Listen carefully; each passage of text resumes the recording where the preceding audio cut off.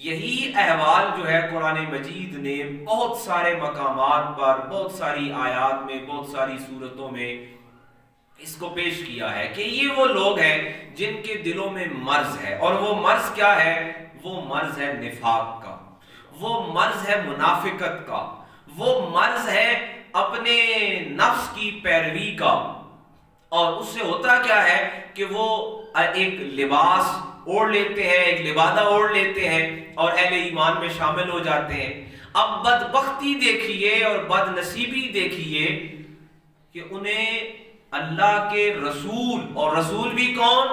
جو سید المرسلین، جو خاتم النبیین، جو امام الانبیاء، ان کی معیت، ان کی رفاقت اور ان کی سنگت میسر ہے، مگر اس کے باوجود قرآن مجید بتاتا ہے حبطت اعمالہم فاصبحوا خاسرین، کہ وہ ایسے ہیں کہ اپنے اعمال ضائع کر رہے ہیں، ایک اعمال کر رہے ہیں اور اعمال کرنے کے بعد ضائع کر رہے ہیں، اپنی نمازیں، اپنی تسبیح، اپنا ذکر، اپنے اعمال صالح جتنے بھی ہیں وہ ضائع کیے جا رہے ہیں۔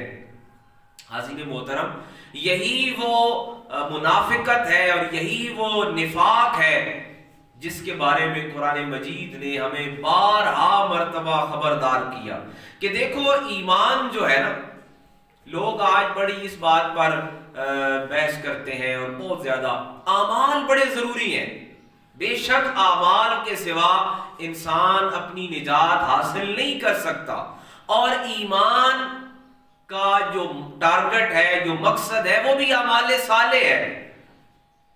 لیکن اعمال کس وقت فائدہ دیتے ہیں؟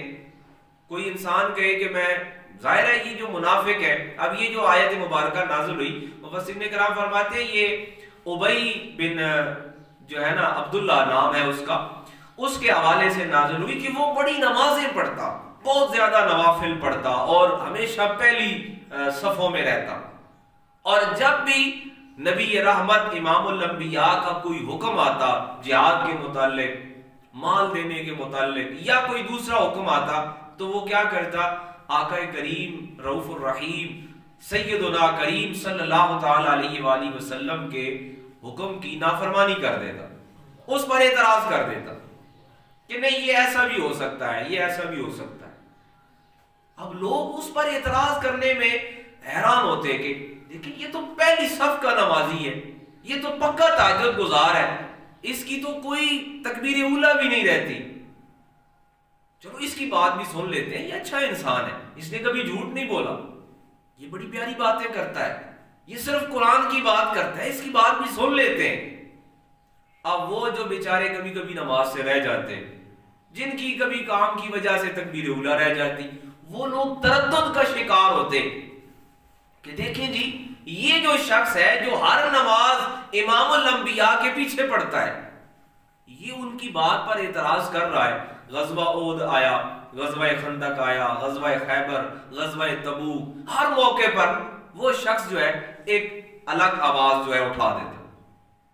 جب موقع آیا باہر نکلنے کا، اس نے کہا نہیں مدینے میں رہ کے جہاد کرنا چاہیے۔ خندق کا موقع آیا، آقا کریم نے فرمایا ہم جو ہے یہاں پہ خندق کھود کے مدینہ میں رہیں گے، وہ کہتا ہے نہیں یہ تو غلط ہے جی، ہم مدینہ میں کیوں رہیں، ہم باہر کیوں نہ نکلیں۔ یعنی ہر موقع پر جو امام الانبیاء فیصلہ فرماتے وہ اس پہ اٹھ کے عقلی کوئی اعتراض اور کوئی سوال اٹھا دیتا۔ اب جو کمزور لوگ تھے نا ایمان کے، وہ تردد کا شکار ہو جاتے کہ یہ شخص جو ہے اس کی بات بھی سن لینی چاہیے، یہ شخص بھی بڑا نمازی ہے، بڑا پرہیزگار ہے، بڑا پکا ہے، یہ تو ساری نمازیں جو ہے امام الانبیاء کے پیچھے پڑھتا ہے۔ قرآن مجید فرما رہا ہے فَيُصْبِحُوا عَلَى مَا أَسَرُّوا فِي أَنفُسِهِمْ نَادِمِينَ، کہ یہ جو لوگ ہیں نا اپنی نمازیں، اپنے اعمال، اپنی عبادات، ان کو کیا کرتے ہیں؟ ان کو امام الانبیاء کے مقابلے پر لے آتے ہیں۔ اب کسی شخص کی، کسی بھی مومن کی، وہ مومن چاہے کسی درجے کا ہو، حالانکہ ہمارا ایمان یہ ہے، ہمارا یقین یہ ہے کہ جس نے کلمہ پڑھ کے ایمان کی حالت میں نبی رحمت امام الانبیاء کے چہرے کی زیارت کر لی، اس جیسا کوئی دنیا کا مومن ہو ہی نہیں سکتا۔ یہ ہمارا ایمان ہے. لیکن وہاں پہ جو امام الانبیاء کے سامنے بھی، آپ کی مجلس میں بھی، آپ کی صحبت میں بھی رہ کر بھی پھر کہے نہیں میں اپنے عقل سے فیصلہ کرتا ہوں، میں اپنی سمجھ سے فیصلہ کرتا ہوں. قرآن بتاتا ہے حبطت اعمالہم فاصبحوا خاسرین، کہ اس کے پاس سوائے خسارے کے اور کچھ نہیں ہے. اس کے ہاتھ میں نقصان کے سوا اور کوئی چیز ہے ہی نہیں. اس کے اعمال ضائع ہو چکے ہیں. اعمال کی بنیاد کیا ہے؟ علامہ اقبال نے کہا نا کہ جو عقل ہے نا یہ بہت اچھی یہ چیز ہے. ظاہر ہے کہ وہ شخص بھی جتنے بھی ایسے منافقین ہیں، جتنے کی بھی مثال لی جائے، وہ سارے بھی عقل سے فیصلہ کرتے. علامہ اقبال نے بھی یہی بات کہی کہ عقل اچھی چیز ہے، یہ ہمیشہ ساتھ رہنی چاہیے. مگر جب امام الانبیاء کا معاملہ آئے، جب اللہ کے نبی کا معاملہ آئے، وحی الہی کا معاملہ آئے، یا ایمان کا معاملہ ہو، تو پھر عقل جو ہے نا اس سے نہیں، پھر عقل سے فیصلہ انسان کو خسارے میں لے جاتا ہے. کیونکہ سیدنا صدیق اکبر نے مثال قائم کی ہے، سیدنا عمر ابن الخطاب نے، سیدنا عثمان ذی النورین نے، اور مولائے کائنات حیدر کرار نے، ان تمام افراد خاص نے مثال یہ دی ہے کہ جب معاملہ ایمان کا آئے، ایمان عقل سے نہیں ہو سکتا، کیونکہ ایمان کا معاملہ عقل سے ماورا ہے. وہی جو ہے نا، ایمان کس پہ ڈیپینڈ کرتا ہے؟ ایمان کی اساس کیا ہے؟ ایمان کی بنیاد کہاں سے ہے؟ ایمان کی بنیاد ہے وحی الہی سے. اور وحی الہی جو ہے، اس کے بارے میں قرآن مجید نے بتایا کہ قل انما انا بشر مثلکم. لوگ سوال کرتے کہ یہ محمد رسول اللہ بھی ہمارے سامنے پیدا ہوئے، ان کا بھی خاندان ہے، قبیلہ ہے، گھر ہے، شادی ہے، بچے ہیں، یہ سارا ہمارے سامنے معاملہ ہے، ہماری طرح کے انسان ہے. پھر وحی الہی نے خود بتایا قل انما انا بشر مثلکم، کہ آپ فرما دیجئے کہ میں تمہاری طرح بشر ہوں. یہ بات درست ہے، اس پہ کوئی اعتراض نہیں ہے، اس پہ کوئی بات نہیں کی جا سکتی کہ آپ بشر ہیں. مگر کیسے بشر ہیں؟ یوحا، کہ آپ پر وحی اترتی ہے. اب وحی کی حقیقت کیا ہے؟ وحی کی حقیقت یہ ہے کہ قرآن ہی خود بتاتا ہے کہ اگر یہ وحی جو محمد رسول اللہ کے قلب اطہر پہ نازل کی گئی، اگر یہ پہاڑوں پہ رکھی جاتی، علی جبل لرأیتہ خاشعا متصدعا من خشیۃ اللہ، تو وہ جو پہاڑ ہیں جن کو تم اتنا مضبوط دیکھتے ہو نا، یہ اس وحی کے جلال اور ہیبت کو اور اس کے رعب کو یہ پہاڑ برداشت نہ کر سکتے. تو حضرین محترم، یہ جو فرق ہے نا یہ وحی کا ہے. اور وحی جو ہے اس کے علوم اور وحی کا جو اندازہ ہے، یہ کسی انسان کی عقل، اس کی بصیرت، اس کی فہم و فراست اس میں نہیں سمایا جا سکتا. لہٰذا ایمان، اعمال ہر مومن کے لیے لازم ہے اور اس کی بخشش کا ذریعہ ہے. اور اعمال ہی انسان کے ساتھ جانے والے، باقی کوئی چیز نہیں جانے والی. لیکن اعمال کی اساس، اعمال کی جو بنیاد ہے اور اعمال کی جو حفاظت ہے، اچھا یہ بھی ایک بڑی اہم بات ہے. لوگ کہتے ہیں کہ اعمال، قرآن بتاتا ہے حبطت اعمالہم، اعمال ضائع کر دیے گئے. یہ نہیں کہ اعمال کیے نہیں، اعمال کیے ہیں لیکن اعمال ضائع ہو گئے ہیں.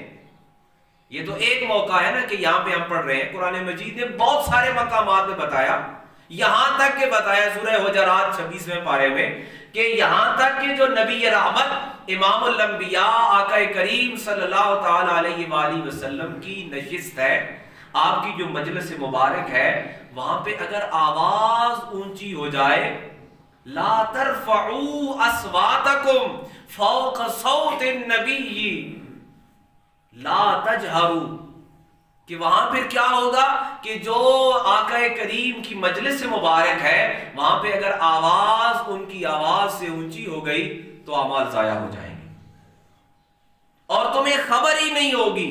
تو حاضرین محترم، یہ اعمال بچانے بھی بڑے ضروری ہیں، اعمال کرنے بھی بہت ضروری ہے، کیونکہ اعمال کے بغیر نہ قبر ہے، نہ حشر ہے، نہ کوئی دوسرا معاملہ ہے. یہ سارے جو معاملات ہیں یہ اعمال سے ہیں. قبر درست ہونے والی ہے، حشر بہتر ہونے والا ہے، یہ اعمال سے درست ہونے والا ہے، لیکن اعمال کرنے کے بعد اعمال بچانے بھی بڑے ضروری ہیں۔ اعمال بڑے بڑوں کے ضائع ہو چکے ہیں۔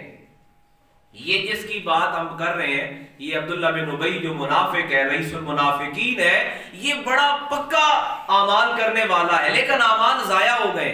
اور ضائع کب ہوئے ہیں؟ کب قرآن نے کہا حبطت اعمالہم فاصبحوا خاسرین؟ اعمال ضائع تب ہوتے ہیں جب کوئی فرد، کوئی شخص اپنے اعمال کو امام الانبیاء کے حکم کے متصادم لے آتا ہے، ان کے اپوزٹ لے آتا ہے، اور جب اپنے عقل کو، اپنی سمجھ کو، اپنی فہم و فراست کو، اپنی بصیرت کو وہ یہ سمجھتا ہے کہ میں نبی کے مقابلے پر لے آیا ہوں، پھر اعمال ضائع ہو جاتے ہیں۔ اسی لیے اقبال نے کہا کہ عشق پر اعمال کی بنیاد رکھ۔ یہ جو عشق پر اعمال کی بنیاد ہے نا، یہ یہی ہے کہ جنہوں نے یہ نہیں سوچا کہ جب کہا گیا کہ خندق کھودو تو انہوں نے یہ نہیں کہا کہ اس سے فائدہ ہوگا، یہ نقصان ہوگا، انہوں نے کہا حکم ہے لہذا کھودنی ہے۔ جب حکم ہوا کہ مال لے آؤ تو انہوں نے یہ نہیں سوچا کہ گھر میں کیا چھوڑیں گے، لہذا وہ اپنا مال لے آئے۔ جب کہا گیا کہ جان دینی ہے تو انہوں نے یہ نہیں سوچا کہ اب اس کے بعد ہم کیا کریں گے، لہذا نبی کے حکم کے بعد سوچنا اپنے عقل سے اور اپنے فہم و فراست سے یہ اعمال کے ضائع کرنے کا سبب بن جاتا ہے۔ تو حاضرین محترم، ایمان پہلی بات یہ ہے کہ ہر شخص، ہر فرد کے لیے ذریعہ نجات اس کے اعمال ہیں، اور اعمال کرنا بھی بہت ضروری ہے، اعمال صالح بہت ضروری ہیں، اور اعمال صالح کرنے کے بعد اعمال صالح کو بچانا بہت ضروری ہے۔ یہ تو ابلیس کے بھی ضائع ہو چکے ہیں، یہ تو تاریخ ہمیں یہ بتاتی ہے کہ سب سے بڑا اعمال کرنے والا تو ابلیس تھا، لیکن اس کے بھی ضائع ہو چکے ہیں۔ اور ضائع کب ہوئے ہیں؟ توحید کے باب میں نہیں ہوئے، توحید کے چیپٹر میں نہیں ہوئے، بلکہ وہاں پہ ہوئے کہ جب نبی کے احترام کا معاملہ آیا، اور یہی معاملہ قرآن مجید نے بتایا کہ اعمال تمہاری نجات کا ذریعہ ہے، تمہارے کل حیات کا سرمایہ ہے، لیکن اعمال بچتے ایمان کی بنیاد پر ہے کہ تمہارا ایمان درست رہے گا، تمہارا یقین درست رہے گا۔ اور یقین کیا ہے کہ نماز بہت لازم ہے، نوافل بہت لازم ہے، تسبیح بہت لازم ہے، ذکر بہت لازم ہے، مگر ان سب سے بڑھ کر ایمان عام ہے، ان پہ بنیاد ہے۔ اور ایمان کیا ہے کہ جو جب جہاں امام الانبیاء ارشاد فرمائے اس پہ لبیک کہنا ہے، لہٰذا سارے اعمال درست ہیں اور سارے اعمال ضروری ہیں، لیکن ان سب اعمال کو بچانا نبی رحمت امام الانبیاء سے اپنے تعلق اور اپنے نسبت کی بنیاد پر ہے۔ لہٰذا قرآن مجید یہ جو بار بار ہمیں بتاتا ہے نا کہ فی قلوبہم مرض، دلوں کا مرض ہے، دلوں کا مرض ہے، اور یہ دلوں کا مرض اعمال ضائع کرتا ہے۔ یہ کیا مطلب ہے؟ کون سا مرض ہے دلوں کا؟